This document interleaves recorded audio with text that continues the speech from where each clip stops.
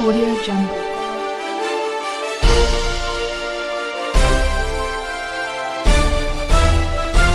Audio Jungle.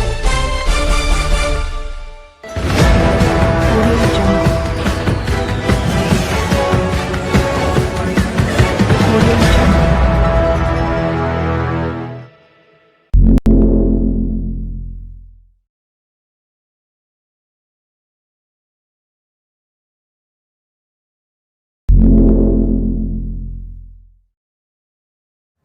Hello students, एक बार फिर स्वागत है आप सभी का ई फिजिक्स पर। तो आज हम पढ़ने वाले हैं प्रोजेक्टाइल मोशन यानी कि प्रक्षेप गति, है ना। सबसे पहले हम जानेंगे कि प्रोजेक्टाइल मोशन प्रक्षेप गति क्या होती है और बाद में इसके कुछ पैरामीटर्स को पढ़ेंगे।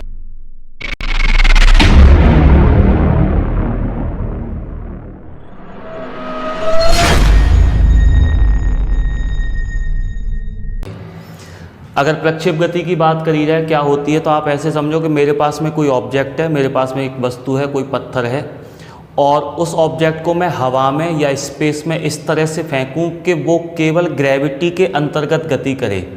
यानी अगर कोई भी वस्तु स्पेस में इस तरह से फेंकी जाती है कि उस पर केवल और केवल गुरुत्वाकर्षण बल काम करे, तो इस तरह से जो वस्तु फेंकी है उस वस्तु को हम बोलते हैं प्रोजेक्टाइल यानी कि प्रक्षेप। और वस्तु जिस तरह से वो गति कर रही है उस गति को बोला जाता है प्रक्षेप गति, है ना। जैसे एग्जाम्पल के तौर पर लेके चले कि मैं मान लो पत्थर ही इस तरह से हवा में फेंक देता हूँ, तो पत्थर जब हवा में चल रहा होगा तो उस पर केवल गुरुत्वाकर्षण बल ही काम कर रहा है। अगर हम हवा के घर्षण बल को या किसी भी प्रकार के विरोधी बल को नगण्य मान लें तो, यानी जब भी कोई पत्थर हमने फेंका है तो वो केवल गुरुत्वाकर्षण बल के अंतर्गत ऐसे चलते हुए नीचे आ रहा है, तो हम कह सकते हैं कि उसकी जो गति है वो एक प्रकार की प्रक्षेप गति है। ऐसे ही धनुष से कोई तीर चलाया जा रहा है, तो जब तीर चल रहा है तो वो भी ऐसे चलते हुए नीचे की तरफ आ रहा है, यानी कि वो भी केवल और केवल ग्रेविटी के अंतर्गत गति कर रहा है, तो उसकी गति को भी हम कह सकते हैं कि ये भी एक प्रकार की प्रक्षेप गति है। कोई जेट प्लेन है ना, कोई लड़ाकू विमान इस तरह से उड़ता हुआ जा रहा है और उड़ते उड़ते वो एक बॉम्ब नीचे की तरफ गिराता है, तब आप देखेंगे कि उस बॉम्ब की जो गति होगी वो भी इस तरह से यूँ करके आ रही होगी, यानी उस पर भी केवल गुरुत्वाकर्षण बल ही काम कर रहा है, इसके अलावा उस पर और कोई बल काम नहीं कर रहा है। ध्यान रहे, मैंने वायु के फ्रिक्शन को, घर्षण को नगण्य माना हुआ है, मतलब हम ऐसा मान के चल रहे हैं कि और कोई विरोधी बल काम नहीं कर रहा है, केवल गुरुत्वाकर्षण बल अगर किसी वस्तु पर काम कर रहा है, तब ऐसी स्थिति में वस्तु जो गति कर रही है ना, उस गति को हम प्रक्षेप गति कहते हैं।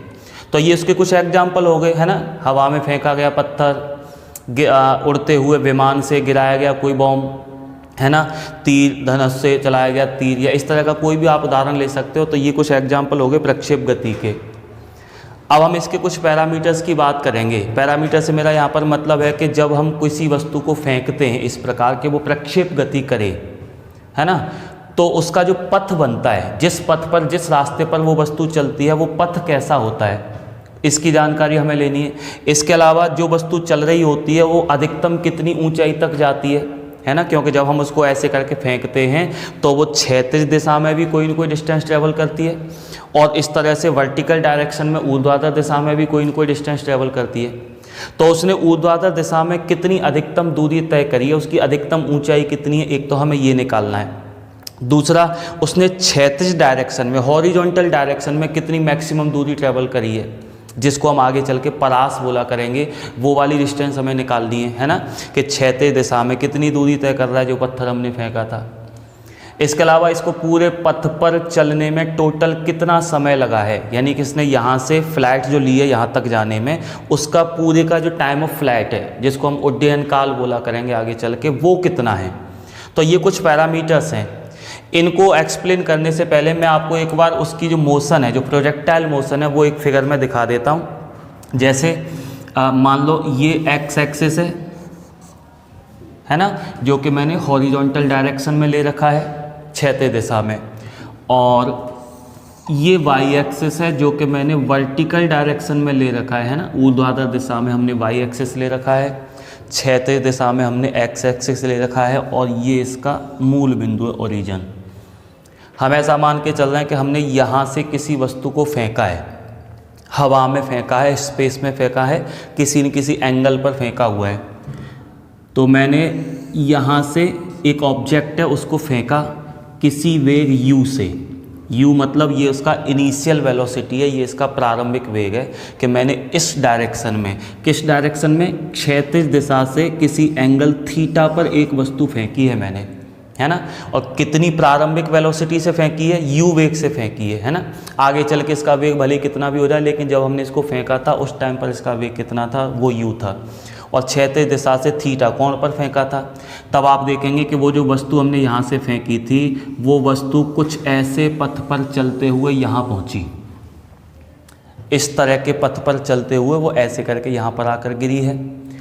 अब ऐसी गति के बारे में अब हमें 3-4 पैरामीटर निकालने हैं। मतलब एक तो मुझे ये सिद्ध करना है कि ये जो पथ बना है ना, जिस पाथ पर वस्तु चल रही थी वो एक परवलयाकार पथ होता है। परवलय मतलब एक प्रकार की शेप होती है, जिस तरह से एक सर्किल होता है, एक स्ट्रेट लाइन होती है, इसी तरह की एक आकृति होती है परवलय, इस तरह की दिखने में कुछ, है ना। तो एक तो हमें यही सिद्ध करना है कि ये जो पथ बनता है प्रक्षेप गति में कोई भी वस्तु का, वो परवलयाकार पथ होता है, पहली बात। दूसरी बात, हमें इसकी मैक्सिमम हाइट निकालनी है कि ये ऊपर की तरफ अधिकतम दूरी, यानी कि ये अधिकतम दूरी इसने कितनी चली थी, ये मैक्सिमम हाइट हमें पता करनी है इसकी।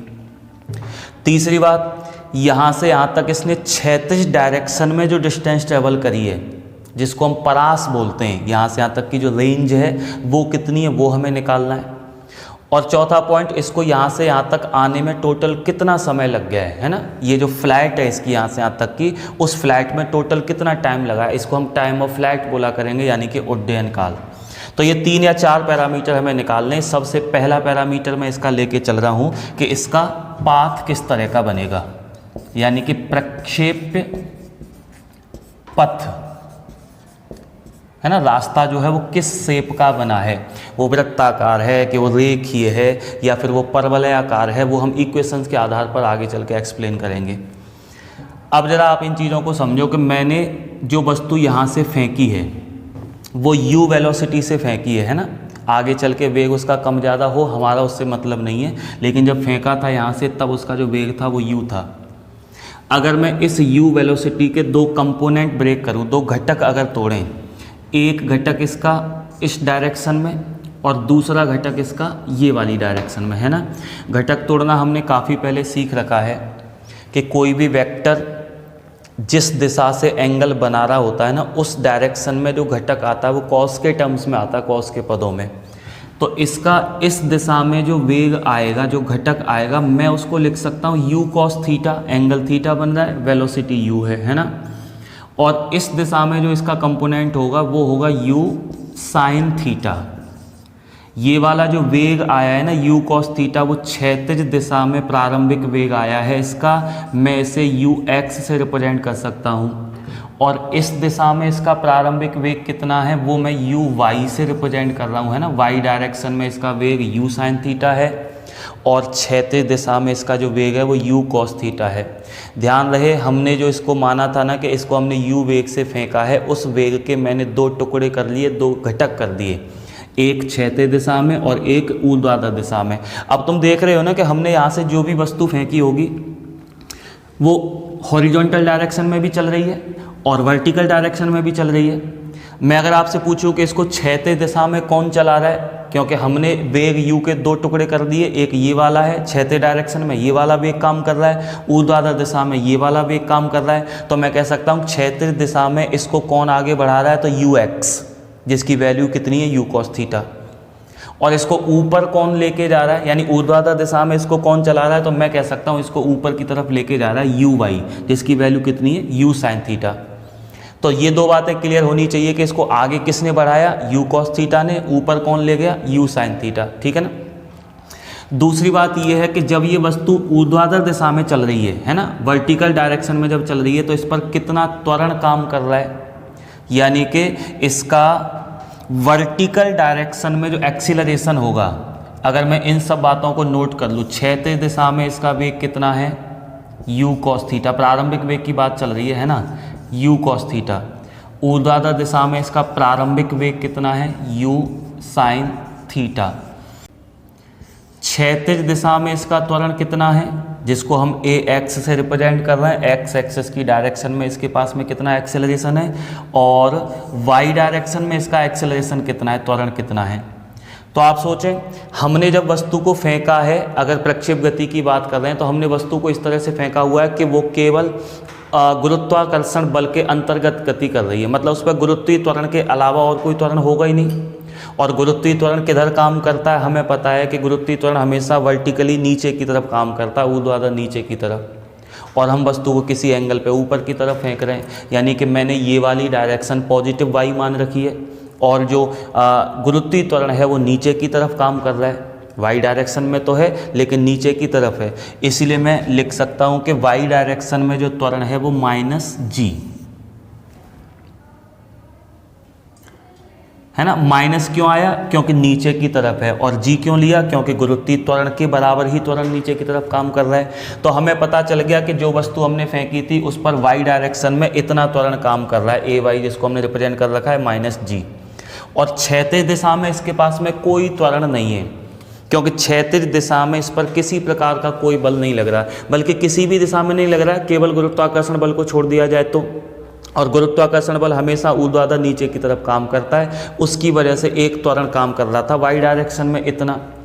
क्षैतिज दिशा में कोई किसी प्रकार का बल नहीं लग रहा है, और जब बल ही नहीं लग रहा है तो त्वरण जीरो है ना, F बराबर ma, जब F जीरो तो a जीरो। इसका मतलब इस डायरेक्शन में इसके पास में किसी प्रकार का कोई त्वरण नहीं है, तो ax की वैल्यू हो गई जीरो। अब हम इसके पथ की बात करेंगे, मतलब अब हमें मैथमेटिकली ये सिद्ध करना है कि इसका जो पथ बनता है वो परवलयाकार होता है। तो उसके लिए मैं क्या कर रहा हूँ, इस पूरे पथ पर एक पॉइंट लेके चल रहा हूँ P, है ना, और इस पॉइंट के जो कोऑर्डिनेट्स हैं वो है x, y, मतलब इसके निर्देशांक अगर मैंने x, y दिखाए हैं तो इसका मतलब यहाँ से जो पिंड हमने फेंका था वो यहाँ तक आते आते x अक्ष की दिशा में यानी क्षैतिज दिशा में इतनी दूरी तय कर लेता है स्मॉल x, और ऊर्ध्वाधर दिशा में यानी कि y अक्ष की दिशा में वो इतनी दूरी तय कर लेता है। और यहाँ से यहाँ तक आने में उसको t टाइम लग जाता है, मतलब t समय पर मैं आपको इसकी स्थिति दिखा रहा हूँ, है ना, कि t समय पर वस्तु जो हमने फेंकी थी वो यहाँ तक आ चुकी है, x एक्सिस की डायरेक्शन में इतनी और y एक्सिस की डायरेक्शन में इतनी दूरी इसने तय कर रखी है। अब ज़रा आप याद करो, आपने पीछे गति के समीकरण कुछ पढ़े होंगे कि अगर कोई वस्तु एक समान त्वरण से चलती है ना तो उसके लिए गति के 3 समीकरण हमने पीछे पढ़ रखे हैं, आपने 9th क्लास में भी पढ़ रखे होंगे। वो 3 समीकरण क्या होते हैं, मैं उनको यहाँ लिख लेता हूँ। एक है v is equals to u plus a t, दूसरा s is equals to u t plus half a t square, और तीसरा है v square is equals to u square plus 2as, है ना। इसमें u क्या है, तो u का मतलब है प्रारंभिक वेग। प्रारंभिक वेग से हमारा मतलब होता है कि जब समय जीरो था, यानी कि जब हमने समय को नोट करना स्टार्ट किया था उस टाइम पर उसकी जो वेलोसिटी थी वो है u। और जब t समय हो जाता है यानी कि t समय बाद उसका जो वेग है वो है v, है ना। a क्या है, तो ये एक्सेलरेशन है, s क्या है, ये इसका डिस्प्लेसमेंट है, विस्थापन है, कि t समय के बाद में इसका विस्थापन कितना हो जाता है वो हमने s मान रखा है। इन इक्वेशन की यहाँ ज़रूरत पड़ने वाली है, इसलिए मैंने इनको यहाँ पर नोट कर रखा है। अब मैं ये वाला इक्वेशन लेके चल रहा हूँ second, s is equals to u t plus half a t square, s is equals to u t plus half a t square से ये इक्वेशन हम पहले अप्लाई करते हैं x एक्सिस की डायरेक्शन में, यानी कि यहाँ से यहाँ तक आने में कोई भी वस्तु जो हमने फेंकी थी वो t टाइम ले रही है। तो x एक्सिस की दिशा में अगर मैं ये समीकरण लगाता हूँ तो s की जगह तो मैं अब x लिखूँगा, है ना, क्योंकि जब वस्तु यहाँ आती है तो वो इस दिशा में कितनी दूरी तय कर रही है, x दूरी तय कर रही है, तो s के स्थान पर अब x आया है। क्षैतिज दिशा में इसका जो प्रारंभिक वेग था वो क्या है, वो ux है। टाइम कितना लगा है इसको वहाँ तक आने में, t टाइम लगा है। देखो आप ये मत सोचना कि t समय तो इसको यहाँ तक आने में लग रहा है, अरे जब ये यहाँ आया है, जो भी पिंड हमने फेंका था वो जब यहाँ पर आया है तो यहाँ तक उसने x दूरी तय करी है, तो इसका मतलब इतनी दूरी तय करने में भी तो उसको उतना ही समय लग रहा है जितना समय यहाँ तक आने में लगा है। ऐसे ही यहाँ तक आने में उसने y दूरी तय करी है, स्मॉल y, तो y दूरी और x दूरी वो एक साथ ही तो तय करता है, तो टाइम तो उतना ही लग रहा है उसको, है ना। तो t की जगह t plus half x axis की डायरेक्शन में जो एक्सेलरेशन हमने मान रखा है वो ax है ना, और इंटू टी स्क्वायर। अब इसमें आप वैल्यू रख दें, x is equals to ux की वैल्यू कितनी है, u cos theta, u cos theta into t plus half a x square, half a x की वैल्यू 0 है, इंटू टी स्क्वायर, तो ये पूरा ही 0 हो गया। यहाँ से अगर मैं t की वैल्यू निकालता हूँ, है ना, ये तो पूरा 0 हो गया, t की वैल्यू निकालूंगा, u कॉस थीटा नीचे आ जाएगा इसके, तो x upon u cos theta, equation first. हमें यहाँ से टाइम t की वैल्यू पता चल गई है ना। अब इसके बाद में यही इक्वेशन मैं अप्लाई करता हूँ y एक्सिस की डायरेक्शन के लिए, तो यही इक्वेशन फिर किस तरह से लिखा जा सकता है, y एक्सिस की डायरेक्शन में टाइम t पर जो डिस्प्लेसमेंट होता है, जो विस्थापन होता है, वो कितना होता है, स्मॉल y। तो मैं यहाँ अब की बार विस्थापन क्या लिखूँगा, y इज इक्वल्स टू प्रारंभिक वेग जो है वो क्या है, वो u y है, into t plus half a की जगह a y आ जाएगा, है ना, y एक्सिस की दिशा में त्वरण हमने a y से शो कर रखा है, और इंटू टी स्क्वायर। अब इन सब के भी मान रख लेते हैं, y is equal to u y की वैल्यू कितनी, ये रही u sine theta, u sine theta into, देखें t की वैल्यू आप यहाँ से उठा लें, t की जो हमने निकाल रखी है ना value, x upon u cos theta, तो यहाँ मैं लिख सकता हूँ x upon u cos theta, है ना, प्लस हाफ ए वाई की वैल्यू कितनी है, तो माइनस जी है, तो मैं ए वाई की वैल्यू यहाँ लिख लेता हूँ minus g, into t square, और टी की वैल्यू ये है ही पहले से, x upon u cos theta whole square. इसे थोड़ा सॉल्व करते हैं, y इज इक्वल्स टू, ये देखें साइन थीटा, u से तो u कैंसिल हो गया, ये तो है ना, sine theta upon cos theta, tan theta हो गया, तो x इंटू टेन थीटा, और ये माइनस हो जाएगा यहाँ पर, कितना होगा, ये देखिए ज़रा, एक्स स्क्वायर इंटू जी अपॉन ये 2 यू स्क्वायर कॉस स्क्वायर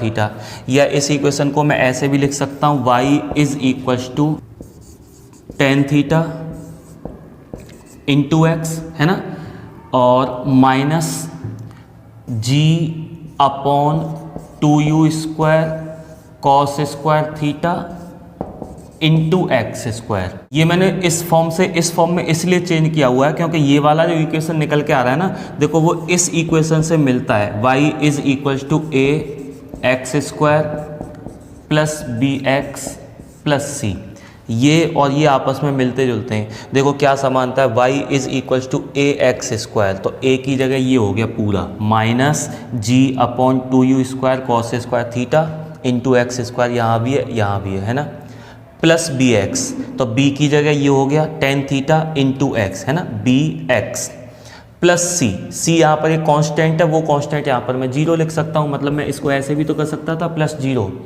तो आप देख सकते हैं कि ये और ये दोनों जो इक्वेशन है वो एक दूसरे के इक्विवेलेंट है, एक दूसरे से बिल्कुल मिलते जुलते हैं, बस इन नियतांकों का फ़र्क है कि यहाँ जो नियतांक एक्स स्क्वायर के साथ में a आ रहा है, यहाँ एक्स स्क्वायर के साथ में ये कांस्टेंट ये पूरा है, minus g upon 2u square cos square theta, यहाँ कांस्टेंट b है x का गुणांक, और यहाँ x का जो गुणांक है वो कितना है, वो टेन थीटा है, यहाँ कांस्टेंट c है और यहाँ पर कांस्टेंट कितना है, 0।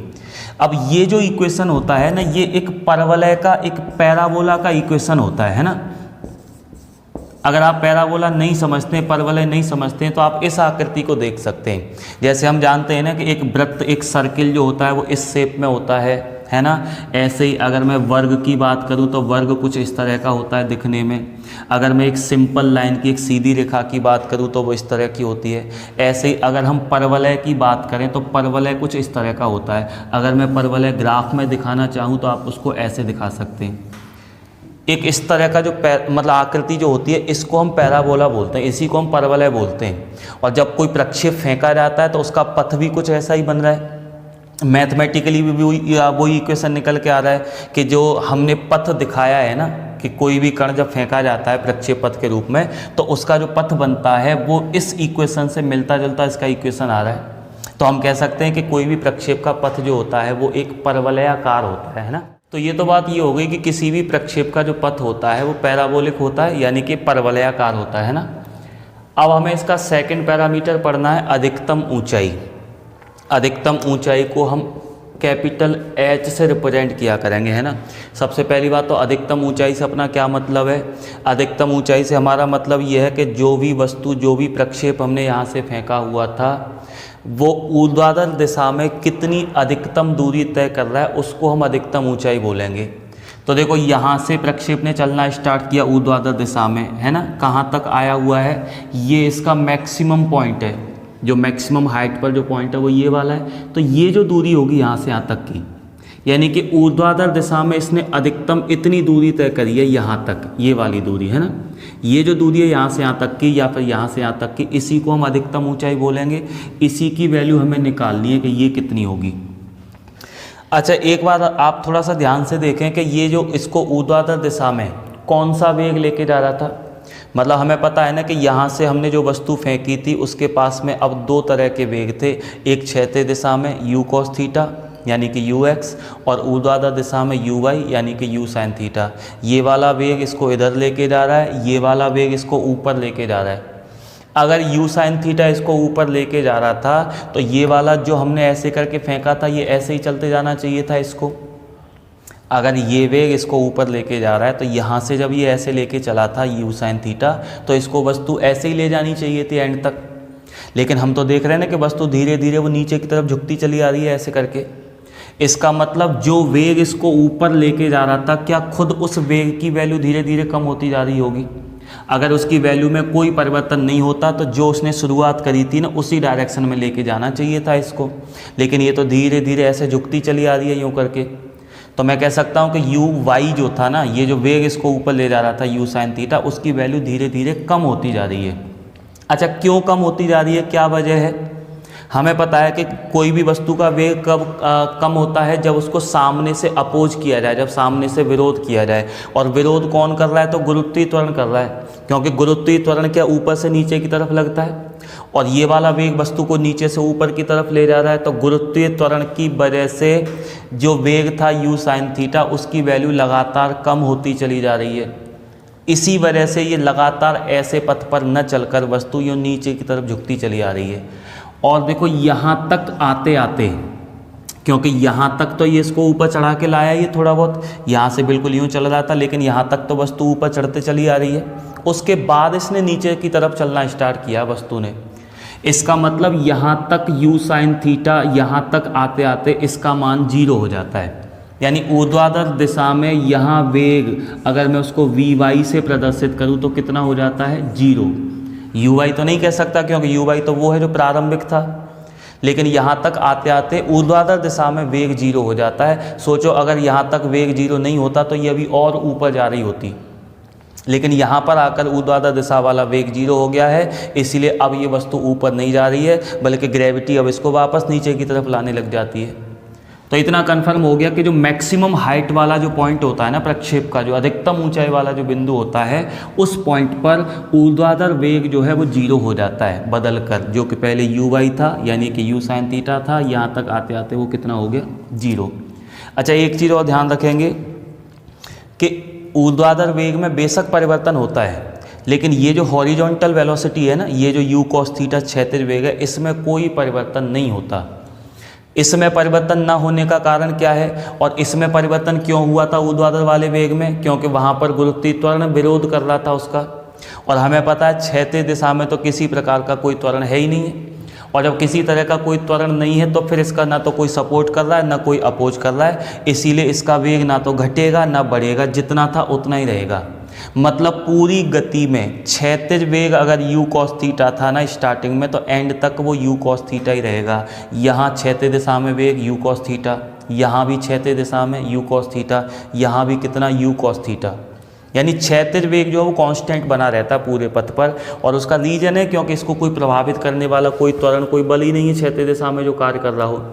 ऊर्ध्वाधर वाला वेग बदलता है, नीचे से ऊपर जा रहे हैं, कम होता जा रहा है, यहाँ तक आते 0 हो गया, फिर नीचे की तरफ जो वस्तु आएगी तो वापस बढ़ने लग जाएगा, ग्रेविटी अब उसी डायरेक्शन में हो चुकी है। इसीलिए तो ध्यान रखेंगे इस पॉइंट पर जो वर्टिकल वेलोसिटी है वो 0 है। अब मैं अगर ये वाली हाइट निकालना चाहता हूँ तो मैं ये वाले फॉर्मूले का यूज कर सकता हूँ, क्योंकि मुझे किसी टाइम t पर यहाँ तक आते आते जो भी टाइम लग रहा होगा उस पर मुझे वेलोसिटी भी पता है कितनी है, मुझे प्राइमरी वेलोसिटी भी पता है ना, प्रारंभिक वेग कितना है, और ये विस्थापन ऊर्ध्वाधर दिशा वाला मुझे निकालना ही है। तो अब की बार हम वो थर्ड इक्वेशन यूज करते हैं, v square is equals to u square plus 2as से, और ये किस डायरेक्शन के लिए, y डायरेक्शन के लिए है ना, y अक्ष की दिशा में।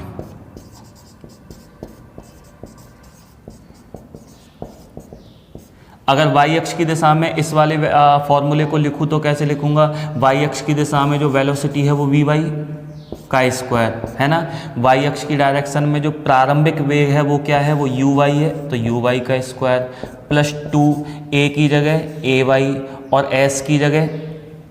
अब देख लो मैं इस पॉइंट के लिए ये वाला जो फॉर्मूला है वो अप्लाई कर रहा हूँ। तो यहाँ इस बिंदु के लिए ऊर्ध्वाधर दिशा में इसने कितनी दूरी तय करी है, इतनी दूरी। भाई इस बिंदु तक आने में ऊर्ध्वाधर दिशा में इसने इतनी ही दूरी तो तय कर दी है, ऊर्ध्वाधर दिशा में क्षैतिज की होती तो इतनी, लेकिन उससे मतलब नहीं है, हम तो y दिशा में लेके चल रहे हैं और y दिशा में इसने इतनी दूरी चली है ये वाली, और ये कितनी है वो मैंने h मान रखी है कैपिटल, इसीलिए s की जगह यहाँ क्या लूँगा आपके बाद h।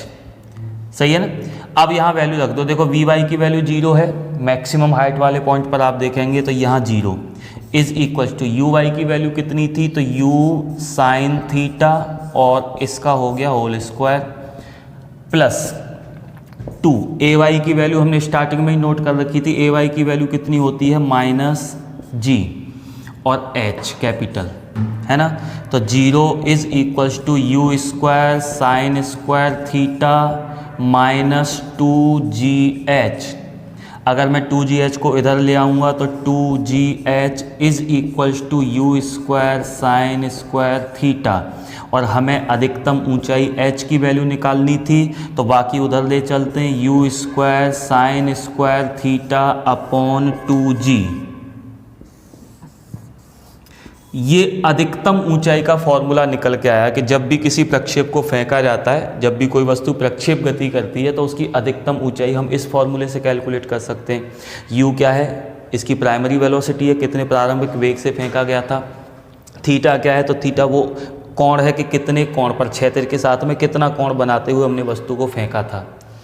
अच्छा, इसमें भी आप एक स्पेशल कंडीशन और देख सकते हैं कि ये तो ठीक है, मैंने इसको थीटा एंगल पर फेंका था तब इसने अधिकतम इतनी ऊंचाई प्राप्त करी है ना, जिसकी वैल्यू हम यहाँ से निकाल सकते हैं। अब क्या ऐसा हो सकता है कि मैं इसको किसी और एंगल पर फेंक कर इससे भी ज़्यादा ऊंचाई गेन कर सकूं, यानी कि ये ऊंचाई अधिकतम तो तब आई है जब मैंने इसको थीटा एंगल पर फेंका है। अगर मैं इतने ही वेग से फेंक के लेकिन किसी और एंगल पर फेंकूँ, मान लो थीटा की वैल्यू जैसे 30 डिग्री है, 30 डिग्री मैंने फेंका है, 30 डिग्री पर जब मैंने वस्तु को फेंका है तो ये जो ऊंचाई उसने प्राप्त करी है, मान के चलिए वो 50 मीटर की प्राप्त करी है। अगर मैं इसको कोई कोण बदल कर फेंकूँ, 30 से ज़्यादा कोण पर फेंकूँ या 30 से कम कोण पर फेंकूँ, तो क्या इसकी ऊंचाई में कुछ न कुछ परिवर्तन हो सकता है? तो बिल्कुल हो सकता है। अगर मैं मान के चलो इसको 20 डिग्री पर फेंकता तो ये ऐसे चलता हुआ यहाँ आके कहीं गिरता, हो सकता है 40 पे 45 पे फेंकता तो ये ऐसे करके चलता। इसका मतलब इसकी जो हाइट है अधिकतम, इसको क्या और ज़्यादा बढ़ाया जा सकता है अगर हम एंगल बदलते हैं तो बस अब हमें यही पता करना है कि कोई भी वस्तु को ज़्यादा से ज़्यादा ऊंचाई तक फेंकने के लिए, अगर मैं उसको अधिक से अधिक ऊंचाई तक फेंकना चाहता हूं तो कितने कोण पर फेंकना चाहिए। मतलब मैक्सिमम हाइट ये है, लेकिन ये मैक्सिमम हाइट केवल तब के लिए है जब इसको तुम किसी पर्टिकुलर एंगल पर फेंकते हो, तब उसकी अधिकतम ऊंचाई इतनी होगी।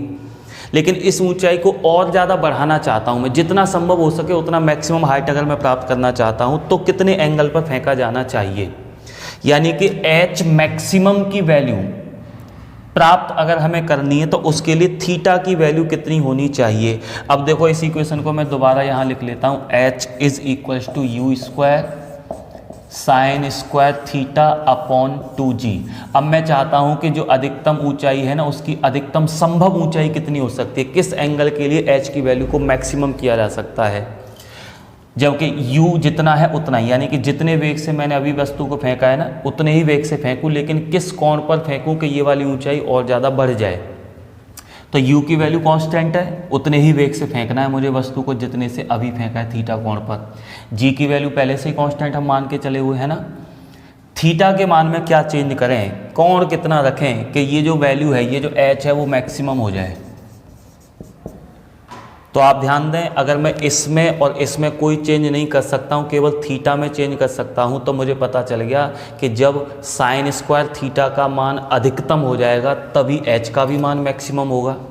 तो h मैक्सिमम के लिए साइन स्क्वायर थीटा का मान मैक्सिमम होना चाहिए, और साइन स्क्वायर थीटा का अधिक से अधिक मान कितना हो सकता है, आप जरा चेक करें कि साइन स्क्वायर थीटा की मैक्सिमम वैल्यू कितनी हो सकती है, 1 से ऊपर वैल्यू जाएगी नहीं। आप साइन के अलग अलग मान निकाल के देखो ना, साइन 30 की वैल्यू कितनी होती है, 1/2, और उसका स्क्वायर करूँगा तो 1/4 और कम हो गई है ना।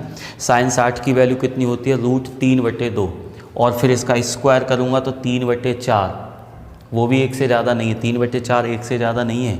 आप ऐसे ही अलग अलग एंगल के लिए साइन में वैल्यू निकाल के देखिए और फिर इनका स्क्वायर करिए, तो आपको पता चलेगा कि 1 से ज़्यादा वैल्यू किसी भी एंगल के लिए आएगी नहीं।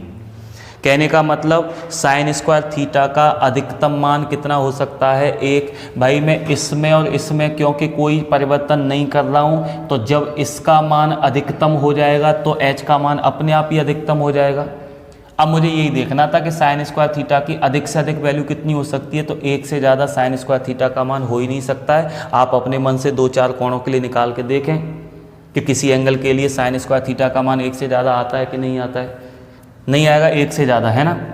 अब साइन स्क्वायर थीटा की वैल्यू अगर 1 है तो मैं लिख सकता हूँ साइन थीटा इज ऑल्सो 1, है ना। इसकी भी वैल्यू लगभग वही 1 ही है, साइन थीटा का मान भी कितना होगा, 1। साइन थीटा की वैल्यू 1 तब आएगी जब थीटा की वैल्यू 90 डिग्री हो। कहने का मतलब यह है कि अगर मैं यहाँ 90 डिग्री रख देता हूँ ना, तो साइन 90 का मान 1 हो जाएगा, फिर इसका स्क्वायर करूँगा तब भी 1 आएगा। इसका मतलब अब जो h की वैल्यू आएगी ना वो मैक्सिमम आएगी, और कितनी आएगी, तो u²/2g।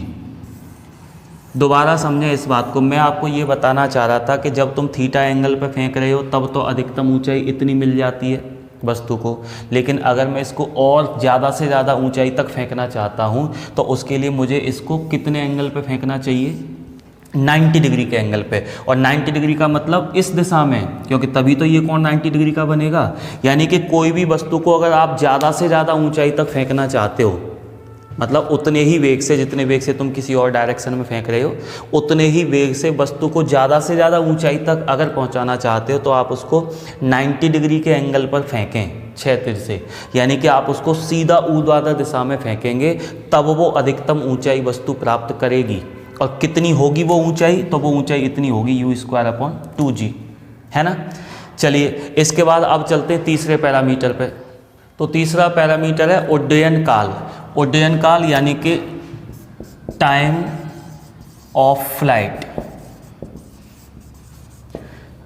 इसको हम कैपिटल T से रिप्रेजेंट किया करेंगे। टाइम ऑफ फ्लाइट का मतलब क्या है, उड्डयन काल से अपना मतलब होता है कि कोई भी प्रक्षेप को हमने जब फेंका है तो कितने समय तक वो हवा में रहा है ना। यानी कि यहाँ से हमने वस्तु को फेंका था और वस्तु यहाँ आकर ज़मीन पर गिरी थी, तो जितना समय इसको यहाँ से यहाँ तक आने में लगा है उस टोटल समय को हम बोला करेंगे उड्डयन काल। इसमें भी थोड़ा सा कन्फ्यूजन हो सकता है। जैसे मैं आपको एक एग्जांपल देना चाहूँ कि मान लो ये कोई मीनार है, कोई बिल्डिंग है ना, और इसकी छत से एक पत्थर जो है वो फेंका गया इस तरह से, और वो यूँ आके ज़मीन पर गिरा, है ना। ये छत का लेवल है, यानी जहाँ से फेंका गया है ये उसका तल है, ये उसका लेवल है। यहाँ से हमने वस्तु को फेंका था, वो वस्तु ऐसे चलते चलते और यहाँ आकर गिरी है। अब अगर मैं आपसे उड्डयन काल पूछूं तो आप ये नहीं कह सकते हो कि यहाँ से और यहाँ तक आने में जो टोटल समय लगा है वो उड्डयन काल है। उड्डयन काल का मतलब जिस स्तर से, जिस तल से तुमने वस्तु को फेंका था उसी तल में वस्तु को वापस आने में जितना समय लगेगा। यानी कि हमने अगर यहाँ से फेंका था ना, तो वस्तु को यहाँ तक आने में जो समय लगा है वो उड्डयन काल है। मान लो वस्तु को यहाँ से यहाँ तक आने में लग रहे हैं 20 सेकंड, है ना, और टोटल यहाँ से यहाँ तक आने में, यहाँ से यहाँ तक गिरने में इसको लग रहे हैं 30 सेकंड, तो मैं उड्डयन काल 30 सेकंड नहीं कह सकता। यहाँ से यहाँ तक आने में अगर 20 सेकंड का समय लग रहा है तो वो होता है उड्डयन काल, यानी वो होता है टाइम ऑफ फ्लाइट। तो ओडियन काल का मतलब कोई भी प्रक्षेप को जिस तल से फेंका जाता है उसी तल तक वापस लौटने में जितना टाइम लगता है उस टाइम को बोलते हैं हम ओडियन काल, यानी कि टाइम ऑफ फ्लाइट, जिसको हम कैपिटल टी से रिप्रेजेंट कर रहे हैं। बस ये टाइम ऑफ फ्लाइट की वैल्यू ही अब हमें पता करनी है, यानी कि हमें पता करना है कि प्रक्षेप को यहाँ से और इस पॉइंट तक पहुँचने में कितना समय लगेगा। अगर मैं यहाँ से यहाँ तक पहुँचने में लगा हुआ समय निकालना चाहता हूँ तो मैं क्या करूँ, पहले यहाँ से यहाँ तक का समय निकाल लूँ, है ना, कि वस्तु को यहाँ से और मैक्सिमम हाइट वाले पॉइंट तक पहुँचने में कितना समय लग रहा है, और फिर उसका डबल कर दूँ, क्योंकि कोई भी ऑब्जेक्ट को अपने अधिकतम ऊंचाई तक के बिंदु तक पहुँचने में जितना समय लगता है उसको वापस नीचे तक आने में भी उतना ही समय लगता है। यानी कोई भी वस्तु मैक्सिमम हाइट तक पहुंचने में जितना समय लेती है उस जगह से वापस ज़मीन तक आने में भी उसको उतना ही समय लगता है। तो अगर मैं टाइम ऑफ फ्लाइट निकालना चाहता हूं तो उसके लिए मैं केवल ये पता कर लूं कि यहाँ से यहाँ तक आने में कितना टाइम लग रहा है। यहाँ से यहाँ तक आने में अगर 2 सेकंड लग रहे हैं तो मैं कह दूंगा कि इसका ओडियन काल 4 सेकंड होगा, क्योंकि यहाँ से यहाँ तक आने में भी 2 ही लगेंगे, तो 2 और ये 2 ऐसे करके 4। तो मुझे पता करना है यहाँ तक आने में कितना टाइम लगेगा। और एक चीज़ मुझे पहले ही पता है इस पॉइंट के लिए कि इस पॉइंट पर जो ऊर्ध्वाधर वेग है ना वी वो 0 हो जाता है ना। तो इस कंसेप्ट का यूज करते हुए यहाँ तक आने में कितना टाइम लग रहा है वो टाइम हम निकालते हैं। अब की बार मैं इसके लिए फर्स्ट इक्वेशन लेके चल रहा हूँ, यानी कि v is equals to u plus AT से, है ना। और ये फिर से हम y एक्सिस के लिए अप्लाई करते हैं, y अक्ष के लिए। इस इक्वेशन को हम कैसे लिखेंगे, v की जगह vy, u की जगह uy, a की जगह ay, और टाइम यहाँ तक आने में कितना टाइम लग रहा है तो मैं उस टाइम को अपनी तरफ से मान लेता हूँ t डैश। t इसलिए नहीं क्योंकि मैंने वो t यहाँ तक आने में माना हुआ था पहले ही, है ना। मैं ऐसा मान के चल रहा हूँ कि जो ऑब्जेक्ट हमने यहाँ से फेंका है उसको यहाँ तक आने में t डैश टाइम लग रहा है, तो वो टाइम लिख दिया यहाँ पर t डैश, है ना। इनकी वैल्यू रख देते हैं। तो देखो उस पॉइंट के लिए जो मैंने मैक्सिमम हाइट पर दिखाया हुआ है ना, उस पॉइंट के लिए vy की जो वैल्यू है वो कितनी हो गई है, 0, है ना। इज इक्वल्स टू uy की वैल्यू कितनी थी, u sine theta, plus ay की वैल्यू कितनी है, माइनस g, है ना, इनटू टाइम मैंने मान रखा है t डैश। अब देख लें 0 is equals to u sine theta minus g t dash, इसको इधर ले आते हैं तो फिर g t dash is equals to u sine theta, और हमें वैल्यू पहले टी डैश की निकालनी है तो यू साइन थीटा अपॉन जी। ये तो हमें ये पता चला है कि यहाँ से यहाँ तक आने में इतना समय लगा है, तो टोटल यहाँ से यहाँ तक आने में क्या इसका 2 गुना समय लगेगा। यानी कि अगर मैं टाइम ऑफ फ्लाइट उड्डयन काल टी निकालना चाहता हूँ तो वो हो जाएगा 2t डैश, है ना, डबल हो जाएगा इसका। तब अपन लिख सकते हैं, इसकी वैल्यू रख देंगे तो 2u साइन थीटा अपॉन जी। ये टाइम ऑफ फ्लाइट के लिए फॉर्मूला हो गया, है ना। और अब लास्ट में चौथा पैरामीटर है परास, परास यानी कि रेंज। रेंज से अपना क्या मतलब है, रेंज का मतलब है कि कोई भी प्रक्षेप के द्वारा क्षैतिज डायरेक्शन में जो मैक्सिमम दूरी तय करी जाती है उसको हम परास, उसको हम रेंज बोलते हैं ना। और इसको रिप्रेजेंट किया करेंगे कैपिटल R से। जैसे मैंने वस्तु को यहाँ से फेंका था, क्षैतिज दिशा में उसने मैक्सिमम इतनी दूरी तय करी है यहाँ से यहाँ तक की, तब यहाँ से यहाँ तक की जो दूरी है वो रेंज है ना। ये वाली जो डिस्टेंस होगी यहाँ तक, यहाँ से यहाँ तक की जो दूरी है उसको हम परास बोलेंगे। ये दूरी मुझे निकालनी है, और इस दूरी को निकालने के लिए हम बिल्कुल बेसिक सा फॉर्मूला यूज करके चलेंगे। जैसे हमने कहीं पर पढ़ा होगा, distance is equals to speed into time, है ना। जैसे दूरी बराबर चाल इनटू समय। अरे मुझे यही दूरी तो निकालनी है यहाँ से यहाँ तक की, तो मैं फॉर्मूला अप्लाई कर रहा हूँ, दूरी इज इक्वल्स टू चाल इनटू समय। दूरी बराबर चाल इनटू समय। अब दूरी कौन सी है, तो ये क्षैतिज दूरी है ना। और चाल कौन सी है, तो क्षैतिज दूरी में वस्तु किस चाल की वजह से चल रही है, ux की वजह से चल रही है।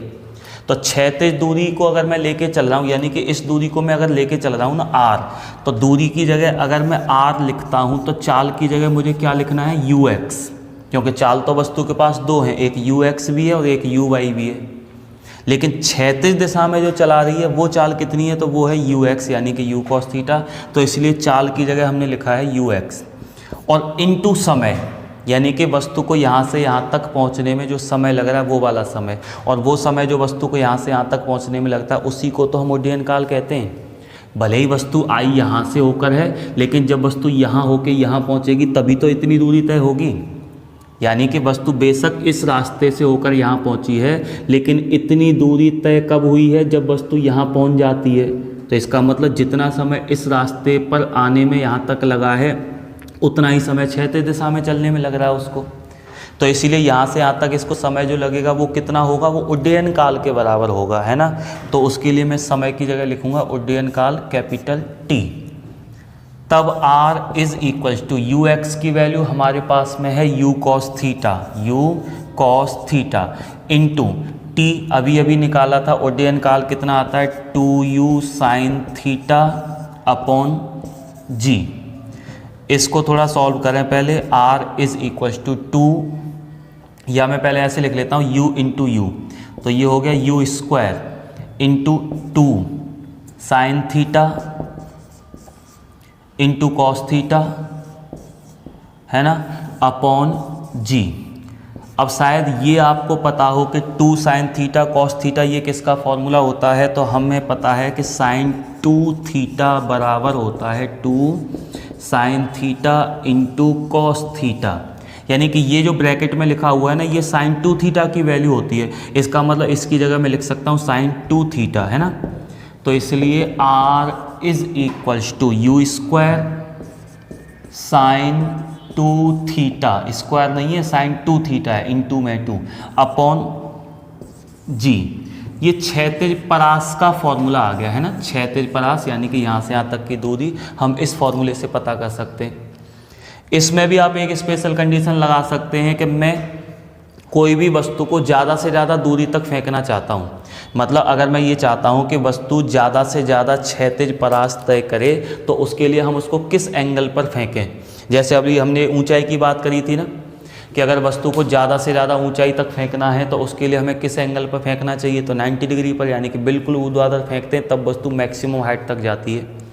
ऐसे ही मैं चाहता हूँ कि कोई भी पत्थर को हम ज़्यादा से ज़्यादा दूर फेंकना चाहते हैं, तो उसके लिए इसको कितने एंगल पर फेंकना चाहिए। ऐसा थोड़ी ना कि किसी भी डायरेक्शन में अपने मन से फेंक दूंगा तो वह हर बार अधिकतम दूरी तय करेगी। कोई एक पर्टिकुलर एंगल होगा, एक निश्चित कोण होगा कि इतने कोण पर जब हम वस्तु को फेंकेंगे तब वो सबसे ज़्यादा दूर जाकर गिरेगी। तो इसका मतलब ये हुआ कि अब की बार मैं r की वैल्यू मैक्सिमम करना चाहता हूँ, r मैक्सिमम के लिए। और वो कैसे करेंगे, क्योंकि जितने वेग से फेंक रहा था उतने ही वेग से फेंकना है अभी भी, तो u कांस्टेंट है, g कांस्टेंट है। जब साइन 2 थीटा का, क्योंकि इनमें तो कोई छेड़छाड़ हम कर नहीं सकते, नियतांक है ये, तो जब हम इसकी वैल्यू को अधिकतम कर देंगे साइन 2 थीटा की, तो इसकी वैल्यू अपने आप ही मैक्सिमम हो जाएगी। इसका मतलब r मैक्सिमम के लिए साइन 2 थीटा का मान मैक्सिमम होना चाहिए। और साइन 2 थीटा का अधिकतम मान कितना हो सकता है, साइन 2 थीटा का मान फिर से वही अधिकतम 1 ही तो हो सकता है। अरे साइन में किसी भी कोण के लिए वैल्यू 1 से ऊपर जाती नहीं है, तो फिर साइन 2 थीटा की मैक्सिमम वैल्यू कितनी होगी, 1। अच्छा, साइन 2 थीटा का मान जो है वो 1 तब आएगा जब थीटा की वैल्यू 45 डिग्री हो। रख के देखें आप, थीटा की वैल्यू अगर मैं यहाँ 45 डिग्री रखता हूँ तो 45 इंटू 2 क्या 90, और साइन 90 की वैल्यू 1 होती है। यानी कि साइन 2 थीटा का मान 1 तब आएगा जब थीटा की वैल्यू कितनी हो, 45 डिग्री। तो हमें पता चल गया कि अगर इस फॉर्मूले में मैं थीटा की जगह 45 रख देता हूँ तो r की वैल्यू मैक्सिमम आएगी। और कितनी आएगी तब, तो r मैक्सिमम कितना हो जाएगा, रख के देख लो 45, जब यहाँ रखोगे तो ये 1 हो जाएगा पूरा, है ना। तब ये बचेगा u स्क्वायर अपॉन जी। यानी ये भी हमें पता चल गया कि अगर हम कोई भी वस्तु को ज़्यादा से ज़्यादा दूर फेंकना चाहते हैं, ज़्यादा से ज़्यादा क्षैतिज दूरी तक फेंकना चाहते हैं, तो उसको हम क्षैतिज दिशा के साथ में 45 डिग्री के कोण पर फेंकेंगे। या फिर ऐसे भी कह सकता हूँ, क्योंकि इधर से जब 45 बन रहा है तो इधर से भी 45 ही बनेगा, क्योंकि ये 90 होता है, तो ऊर्ध्वाधर से भी हम 45 डिग्री के एंगल पर भी फेंकेंगे। यानी 45 डिग्री के एंगल पर जब भी हम वस्तु को फेंकेंगे तो उस टाइम पे वस्तु मैक्सिमम दूरी तय करेगी एक्स एक्सिस की डायरेक्शन में, यानी कि क्षैतिज दिशा में। और कितनी मैक्सिमम दूरी तय करेगी, तो इतनी दूरी तय करेगी u² अपॉन g के बराबर।